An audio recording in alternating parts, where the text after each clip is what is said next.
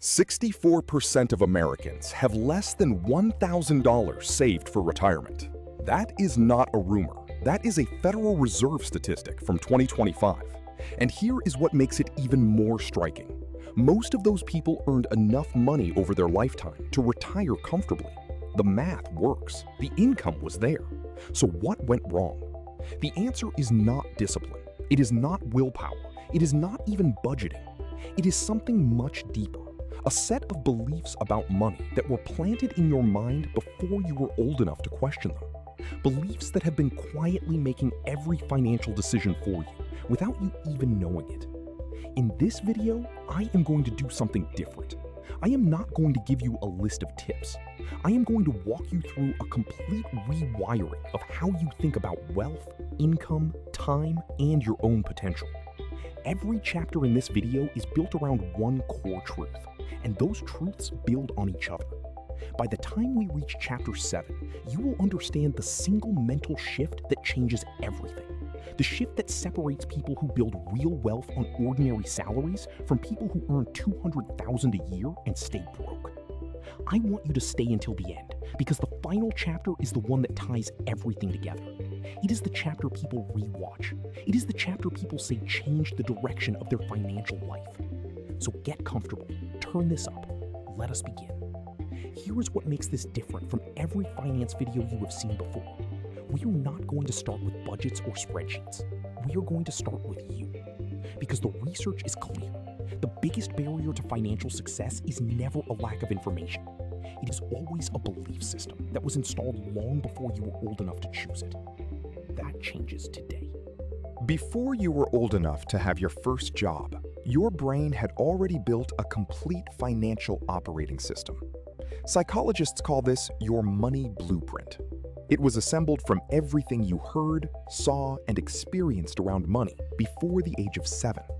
The conversations your parents had about bills, the way your family talked about rich people, whether money was a source of security or a source of stress, whether wealth was something people like you could have or something that belonged to other people.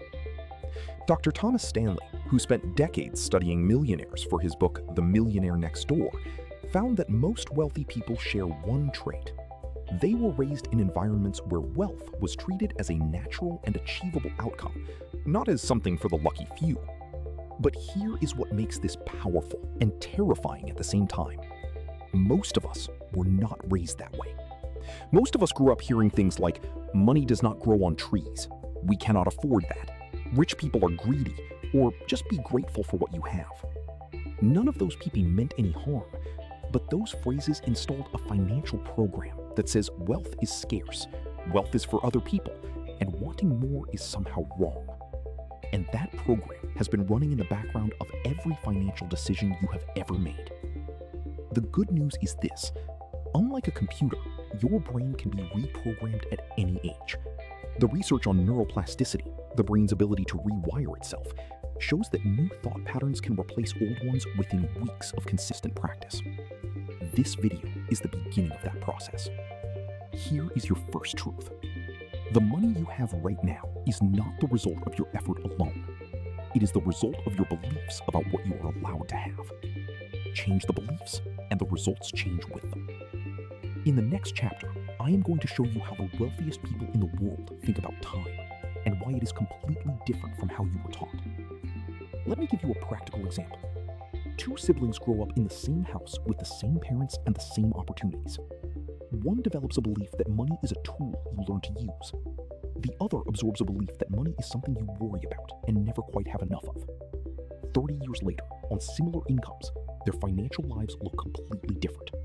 Not because of intelligence, not because of luck, but because their relationship with money was shaped by what they saw and heard before they understood what money even was.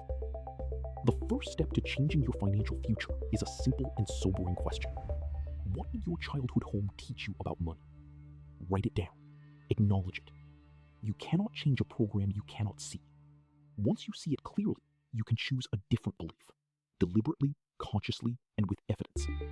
The evidence is this. Millions of people from difficult financial backgrounds have built extraordinary wealth. Not by ignoring where they came from, but by choosing a different story about where they were going. There are two completely different relationships you can have with time and money. The first relationship, the one most people have, is trading time for money. You give an hour, you get paid for that hour. You stop giving hours, the money stops. This model has a ceiling. There are only 24 hours in a day, and you can only charge so much per hour. The second relationship is owning time. You invest effort once, and it continues generating value long after you stop working. This is how the wealthiest people think. Not because they are smarter, but because they ask a different question. Instead of asking, how much can I earn per hour, they asked, how can I earn while I sleep? Warren Buffett said it clearly. If you do not find a way to make money while you sleep, you will work until you die. Now, here is the psychological trap most people fall into. They hear this and think it does not apply to them. They say, I do not have enough capital to invest. I do not have time to build a second income. I cannot afford the risk. But studies of first-generation millionaires consistently show that most of them started with very little. The average self-made millionaire in America started their wealth-building journey with less than $5,000 in savings. The difference was not the money. The difference was the decision to stop trading time for money and start building something that worked independently. You do not need to quit your job. You do not need to take huge risks. You need to start allocating even 1 hour per day to building something that earns without you. Compound effort, like compound interest, is slow at first and then overwhelming. The wealthiest people I have studied are not smarter than you. They just started asking different questions earlier. Stay with me. The next chapter reveals why most people are secretly afraid of becoming wealthy, even when they say they want it. This one surprises people. The practical translation of this principle is what financial educators call creating multiple income streams. But notice the language: streams, not sources. Water flows. A stream does not stop when you stop watching it. Your first income stream is probably your job. That is a tap you turn on every day and turn off every night. The goal of wealth building is to install additional streams that flow whether you are working or not. Dividend income from stocks, rental income from property, revenue from a digital product, royalties from creative work. None of these require you to abandon your current job. They require you to redirect some portion of your current time and income toward building something that eventually works without you. The compound effect of this is staggering over time. A person who builds 3 income streams of even $500 per month each has transformed their financial life entirely, not by earning more at their job, but by thinking differently about what income can look like. Here is something almost nobody talks about in personal finance content. Many people are not just failing to build wealth, they are unconsciously avoiding it. This sounds strange, but the psychology research is clear. Dr. Brad Klontz, a financial psychologist and professor at Creighton University, has identified a pattern he calls wealth avoidance. It shows up in subtle ways: self-sabotaging investments just before they pay off, spending windfalls immediately, unconsciously undermining financial progress whenever it gets too real. Where does this come from? It comes from deep associations between wealth and negative identity. If you grew up hearing that rich people are greedy, selfish, or corrupt, your subconscious mind will protect your identity as a good person by making sure you never become one of them. If your family struggled with money and you feel loyalty to them, part of you may resist succeeding financially in a way that feels like abandoning your roots. If someone you loved was hurt by chasing money, your brain may have coded wealth as dangerous. None of this is rational. All of it is real. And the way through it is not to argue with these beliefs using logic. It is to examine them out loud, name them, and replace them with a different story. Try this. Think of someone you genuinely admire who has built real financial security. Now ask yourself, are they a bad person? Is their success a betrayal of something? For most people, the answer is no. Wealth and integrity are not opposites. Financial security is not selfishness. Wanting to provide for your family, to have options, to live without constant financial anxiety, that is not greed. That is wisdom. And it starts with giving yourself permission. Say it out loud if you are willing. I am allowed to be wealthy. I deserve financial security. My success does not take from anyone else. those are not just affirmations. They are the beginning of reprogramming a system that has been working against you. Coming up next, the habit that automatically builds wealth without willpower, and why it works even for people who have tried and failed at saving before. Here is a reframe that might help. Think of someone who built real financial security without losing their integrity. A teacher who invested consistently for 30 years. A nurse who owns 2 rental properties. An engineer who maxed their 401k for 2 decades. Are any of those people bad? Did their wealth come at someone else's expense? Of course not. Their wealth came from patience, discipline, and decisions that compound over time. You are allowed to want what they have. You are allowed to build it. Permission is the first step, and it is entirely yours to give yourself. No one else can give it to you. Here is the simplest, most effective wealth-building habit ever documented, and almost nobody does it. It is called paying yourself first. The idea is this: before you pay your rent, your bills, your groceries, or anything else, you automatically move a percentage of your income into an investment or savings account. Not what is left over. First, George Samuel Clason wrote about this in The Richest Man in Babylon, published in 1926. He said a part of all you earn is yours to keep. Not all of it. Part of it. And that part must be set aside before anything else gets a claim on it. This was considered revolutionary wisdom a century ago. The behavioral economics research of the last 30 years proves it works, and explains exactly why.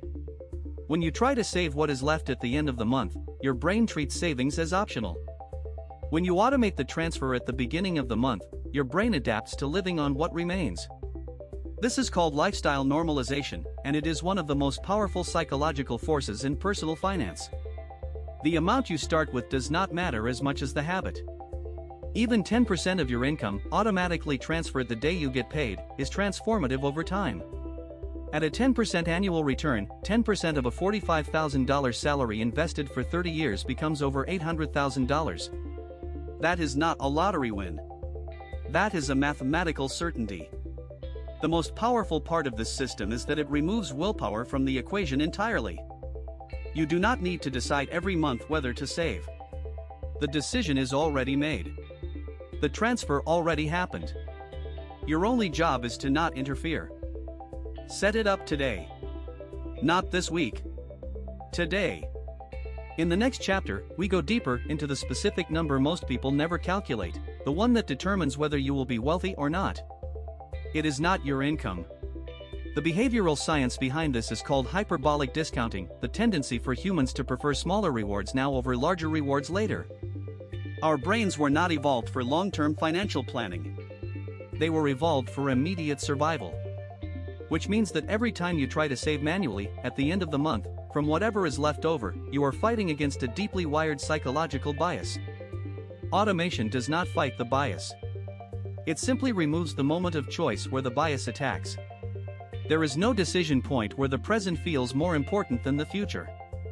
The transfer happens automatically, invisibly, before you have a chance to want something else.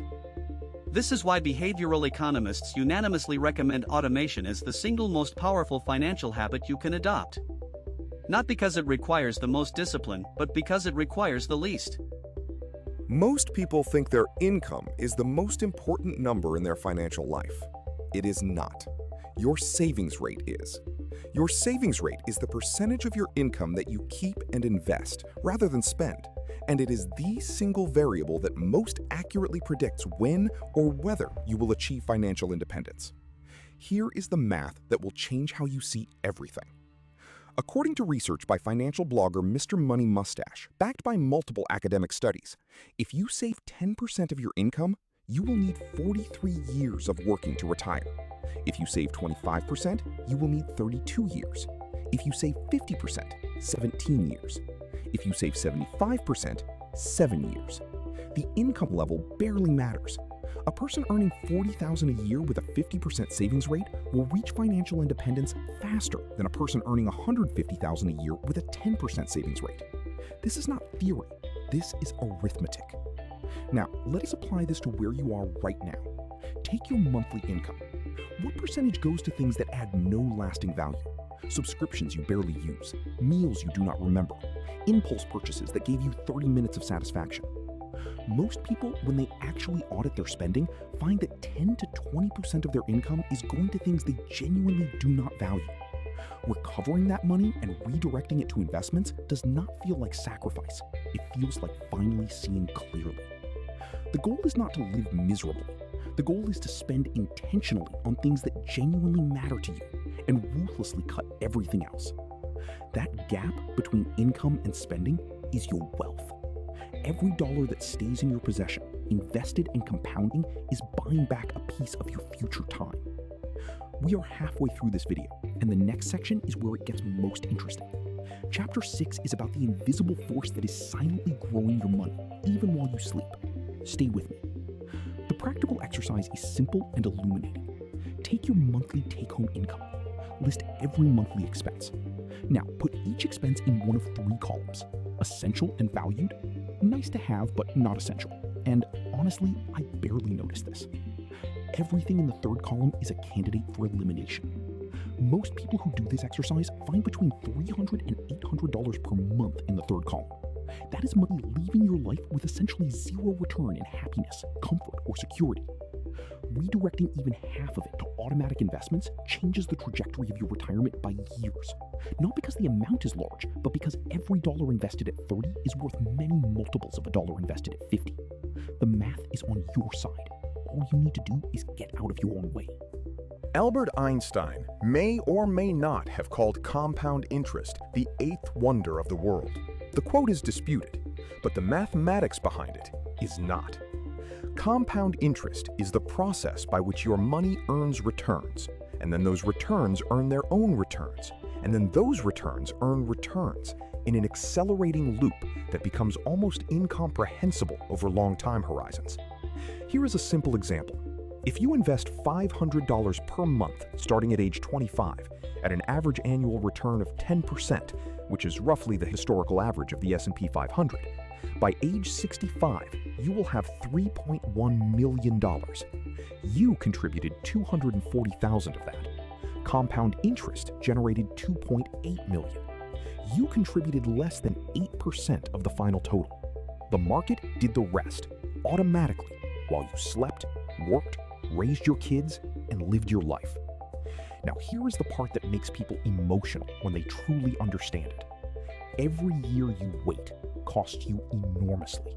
If you wait until age 35 to start, just 10 years later, that same $500 per month becomes $1.1 million at 65. You still contributed the same amount per month for 30 years, but waiting 10 years cost you $2 million. $2 million. That is not an exaggeration. That is the mathematical reality of time in the market. The compound interest curve starts slow, almost frustratingly slow. In the first decade, the growth is modest, but somewhere around year 20, it begins to accelerate. And in the final decade before you stop investing, it grows by more than the entire previous 20 years combined. This is why the people who build the most wealth are not usually the ones who earned the most. They are the ones who started earliest and stayed consistent. Right after this, we get to chapter 7, the mental shift I mentioned at the very beginning, the one that changes everything. Do not skip this. Let me make this even more concrete with a number that tends to land differently than most. If you invested just $1 per day, starting at 20 years old, at a 10% average annual return, by age 65, you would have over $180,000 from $1 per day, from the price of a cheap cup of coffee. Now scale that up to what most working adults could actually invest. $5 per day becomes $900,000. $10 per day becomes $1.8 million. These are not fantasy projections. They are the mathematical output of compound interest at historically documented market return rates. The point is not to fixate on the exact number. The point is to understand viscerally that time is the ingredient that makes everything else work, and that every year you delay investing is a year of compounding you can never recover. I promised you this chapter at the beginning. Here it is. The single mental shift that separates people who build wealth on ordinary salaries from people who earn $200,000 a year and stay broke. It is not discipline. It is not intelligence. It is not even financial knowledge. It is this. Wealthy people think in decades. Everyone else thinks in months. This sounds simple, but the implications are enormous. When you think in months, you optimize for right now. You buy the thing that feels good today. You choose the job that pays more this year, even if it leads nowhere. You avoid investments because the market went down last quarter. You make financial decisions based on how you feel right now, in this moment, with the information available right now. When you think in decades, every decision looks different. That extra $500 per month spent on a luxury car instead of invested becomes $200,000 you did not have at retirement. The job that pays 20% less but builds rare skills becomes the foundation of a career that earns 5 times more in 10 years. The stock market drop that feels terrifying this month becomes invisible noise in a long-term chart that trends upward. Morgan Housel, in The Psychology of Money, puts it this way. The most important financial skill is not picking stocks or avoiding debt. It is staying calm long enough to let time do the work. The investors who panic sell during market crashes lock in losses. The investors who do nothing, who simply stay in the market through every downturn, are the ones who end up wealthy. Warren Buffett has held some of his major investments through multiple 60% drops. He did not sell. He understood that the price today was irrelevant to the value in 20 years. Adopt this mental framework. Every time you make a financial decision, ask yourself, what does this look like in 10 years? The answer will change everything. In the next chapter, we tackle one of the biggest destroyers of wealth, something that quietly takes more money from middle-class families than almost anything else. The decade thinking framework changes how you evaluate everything. A car purchase?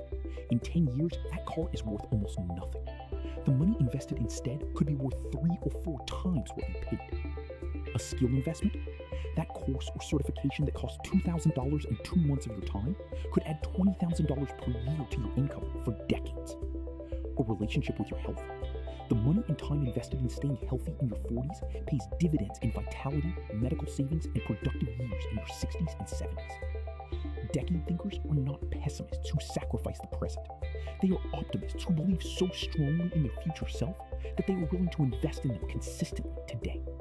When you truly believe your best financial years are ahead of you and act accordingly, they usually are.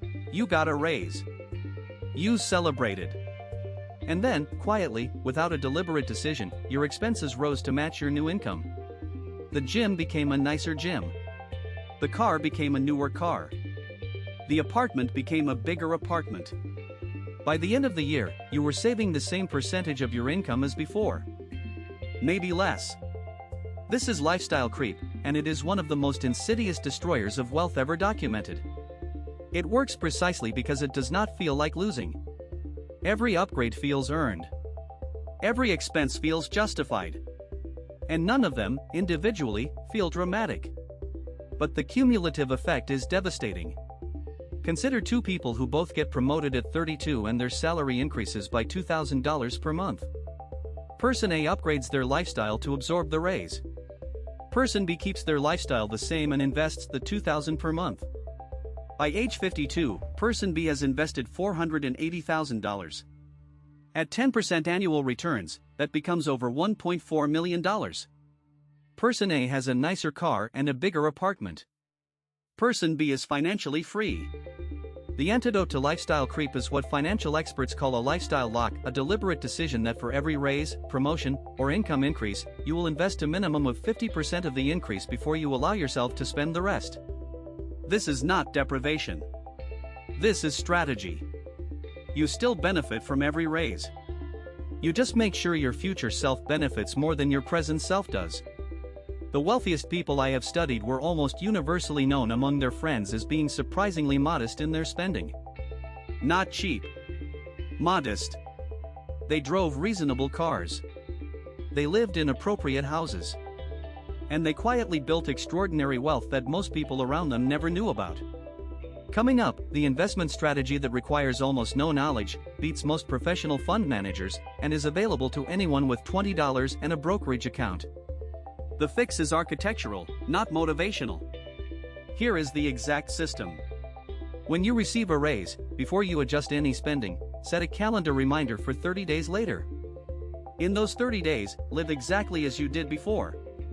At the 30-day mark, ask yourself, what percentage of this raise should go to my future self? The research suggests at least 50%. Then automate that amount into investments immediately. The remaining 50% is yours to spend however you like, guilt-free. This is not deprivation. This is the system that creates the gap between your income and your spending, and that gap, invested consistently, becomes your freedom. The people who build real wealth are not usually the highest earners. They are the people with the largest, most consistent gap between income and spending, maintained across decades. In 2007, Warren Buffett made a public bet. He wagered $1 million that a simple S&P 500 index fund would outperform a hand-picked portfolio of hedge funds over 10 years. The hedge funds charged enormous fees. They employed brilliant analysts. They had access to information and strategies ordinary investors could never touch. And they lost. By the end of the 10 years, Buffett's simple index fund had returned over 76%. The best-performing hedge fund basket returned under 24%. That bet settled an argument that had been raging in finance for decades. And for everyday investors, the conclusion is clear. You do not need to be smart about picking stocks. You do not need to follow the market daily. You do not need an expensive advisor. You need one thing: broad market exposure through a low-cost index fund, held consistently over decades. An index fund simply buys every stock in a given index, like the S&P 500, which tracks the 500 largest companies in America. When one company fails, it is replaced. The index automatically evolves. You are not betting on one company. You are betting on the continued existence and growth of the American economy. Over any 30-year period in the history of the stock market, that bet has won, every single time. The practical action is simple. Open a brokerage account, Fidelity, Vanguard, Schwab, or any reputable provider. Set up an automatic monthly contribution. Choose a total market or S&P 500 index fund with an expense ratio below 0.2%. Then, do almost nothing. Rebalance once a year. That is the entire strategy, and it beats 80 to 90% of actively managed funds over the long term, with virtually no effort required. After this, we go into one of the most underused wealth strategies available to everyday people, one that most financial advisors never bring up because they do not benefit from it. Here is the deeper psychological point about index fund investing. It removes ego from the equation. When you buy an index fund, you are not trying to be smarter than the market. You are joining it. You are saying, I trust that the collective progress of human innovation and economic activity will continue over the next 30 years, and I want to own a piece of that. That is not a risky bet. That is one of the most historically supported bets available to any investor at any time in modern history, and it is available to you starting today with whatever amount you have. The sophistication is in the simplicity. The most powerful investment strategy ever devised for everyday investors requires almost no financial knowledge, no market timing, no stock analysis, and no expertise. Just consistency and time. Most people invest in taxable brokerage accounts. That means every year, the government takes a percentage of their gains. For high earners, that can be 30% or more.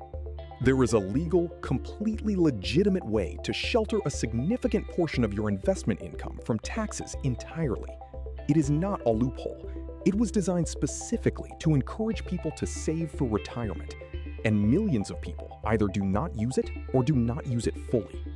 I am talking about tax-advantaged accounts: the 401k, the IRA, the Roth IRA, and the HSA. Here is how they work. A traditional 401k reduces your taxable income today. If you earn $70,000 and contribute $7,000 to your 401k, the government taxes you as if you only earned $63,000. That saves you roughly $1,500 to $2,000 in taxes per year, depending on your bracket. A Roth IRA works in reverse. You contribute after-tax dollars, but everything inside the account, All the growth, all the dividends, all the gains comes out completely tax-free in retirement. No taxes, ever, on any of it. The HSA, which stands for Health Savings Account, has a triple tax advantage. Contributions are tax-deductible, growth is tax-free, and withdrawals for medical expenses are tax-free. After age 65, you can withdraw for anything without penalty. It is effectively the most powerful account available to everyday Americans, and most people either do not know it exists or contribute minimally. The maximum contribution to a 401k in 2026 is $23,500 per year. The Roth IRA limit is $7,000. Together, those two accounts allow you to shelter over $30,000 per year from taxation. The difference between investing $30,000 a year in a taxable account versus these tax-advantaged accounts over 30 years at 10% is over $1 million in additional wealth. $1 million in taxes you did not have to pay. In the next chapter, we talk about the one thing most people never address, the internal dialogue about money that runs constantly in the background, and how to change it. The most common objection I hear about tax-advantaged accounts is I will need that money before retirement. Here's the reality. A Roth IRA allows you to withdraw your contributions, not the earnings, at any time without penalty. Your principal is always accessible. An HSA lets you reimburse yourself for past medical expenses at any point in the future, as long as you kept the receipts. And a 401k loan provision, while generally not recommended, does allow access to funds in genuine emergencies. The accounts are more flexible than most people realize. The more important point, the decades of tax-free or tax-deferred compounding inside these accounts represent one of the most valuable financial advantages available to ordinary people in America. Every year you do not maximize them is a year of advantage you give away permanently. Everything we have covered so far, the savings rate, the compound interest, the index funds, the tax accounts, these are the mechanics of wealth. They work. But they only work if you use them consistently over decades. And consistency requires something no spreadsheet can provide. It requires a story about yourself that says, I am someone who builds wealth. I am someone who invests instead of spending impulsively. I am someone who thinks in decades, not months. That story is what determines everything. Behavioral economists have documented for decades that people act in accordance with their self-identity far more consistently than they act in accordance with their rational goals. You can have every tool, every strategy, every number you need, and if your self-image says I am bad with money, you will find ways to confirm that story. The inversion is equally true. If your self-image says I am someone who builds wealth, your behavior will align with that identity almost automatically. This is not mysticism. It is psychology. The most effective method researchers have found for changing financial behavior is identity-based habit formation, not willpower-based. Instead of saying I am trying to save more money, you say I am someone who saves. Instead of I am trying to avoid debt, you say I do not carry consumer debt. The shift from trying to being sounds small. The behavioral difference is enormous. And this is where affirmations, done correctly, play a real role. Not as magical thinking. As identity programming. Every morning, spend 2 minutes reading statements about who you are becoming financially. Not who you wish you were. Who you are deciding to be. I am building wealth, consistently and patiently. My money works for me while I sleep. I make decisions based on my 10-year future, not my 10-minute comfort. Every dollar I earn has a purpose. I am financially free, and I am becoming more free every day. Repeat these not as wishes, but as facts you are making true. Because the research shows, the mind begins to arrange reality around the story it believes most deeply. We are almost at the end, and the final chapter is the one that ties everything together. It is the one about the most important wealth decision you will ever make. Do not leave yet. The research on identity-based habits, documented by James Clear in Atomic Habits and validated by decades of behavioral psychology research, shows that this approach is 2 to 3 times more effective at sustaining behavior change than goal-based approaches. A goal says I want to save $10,000. An identity says I am someone who saves. When your spending impulse conflicts with a goal, the goal often loses. When it conflicts with your identity usually wins. You protect who you believe yourself to be. So the most important financial investment you can make right now is not in an index fund. It is in a new story about who you are. You are someone who builds wealth quietly and consistently.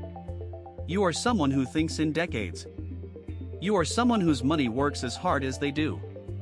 Say it enough times, live it enough days, and it becomes simply true. We have covered a lot in this video.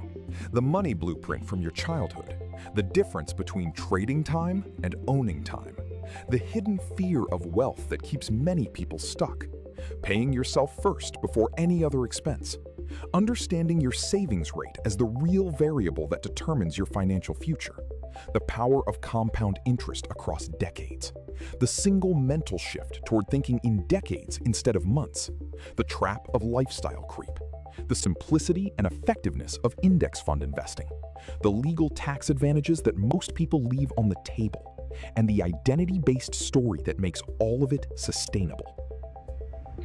But I want to end with something that none of the spreadsheets and strategies can capture on their own. The most important wealth decision you will ever make is the decision to decide. Most people spend their entire lives meaning to get their finances together. They know they should invest. They know they should save more.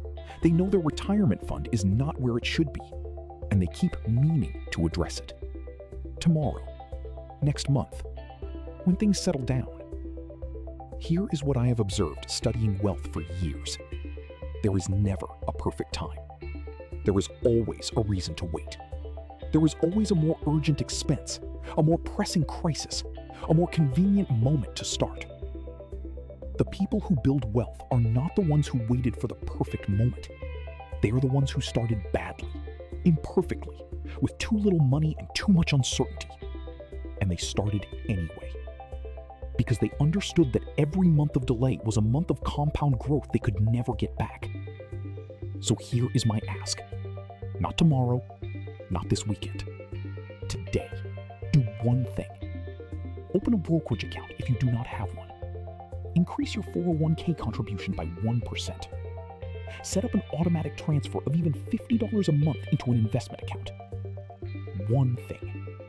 The first step is always the hardest, and it is always the most important. You have been building your financial knowledge for the last hour. Now it is time to build your financial future. This is education, not financial advice. But I believe in your ability to make the decision that changes everything. And I will see you in the next video.